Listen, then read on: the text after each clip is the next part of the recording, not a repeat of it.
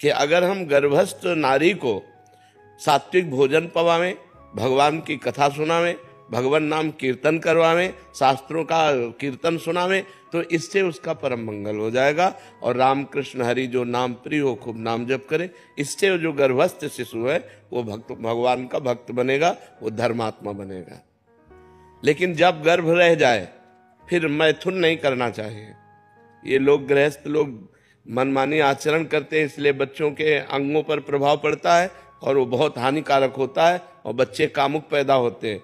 जिस दिन ये पता चले कि स्त्री गर्भस्थ है उसी दिन से ब्रह्मचर्य रहना चाहिए, जब तक बालक प्रकट ना हो जाए। और तो अब आजकल लोग सब बातों को, धर्म शास्त्रों को न पढ़ते हैं और न मानते हैं। महाराज जी, क्या कोई ऐसा मंत्र या स्तुति है जिसे सुनकर गर्भस्थ शिशु को आध्यात्मिक बल और शुद्ध संस्कार मिल सकते हैं? भगवान के नाम कीर्तन और भगवान की लीला कथा में अपार सामर्थ्य है। प्रहलाद जी महाराज जो इतने महान भागवत हुए, जिस समय हिरण्यकश्यप कठोर तपस्या में संलग्न हुआ ब्रह्मा जी से वरदान मांगने के लिए, तो कयाधु जी के गर्भ में थे। उस समय देवताओं ने आक्रमण किया, क्योंकि हिरण्यकश्यप तपस्या परायण था। तो जो अन्य सेनापति, दैत्य सेनापति थे, उनको देवताओं ने परास्त कर दिया और पूरे महल में छानबीन की, तो और तो सब भाग चुके थे।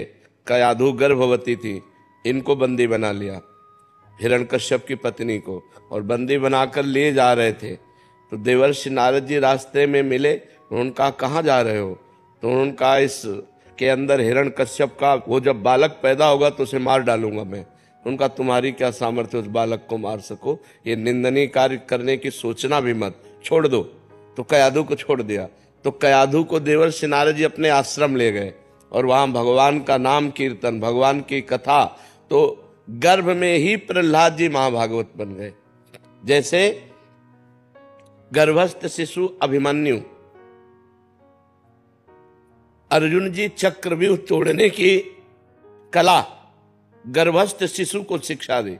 अब वो जब 7वां द्वार तोड़ना था आखिरी, तो उसमें मां को नींद आ गई, तो वो नहीं सुन पाए, क्योंकि मां के कान से ही वो सुन रहे थे।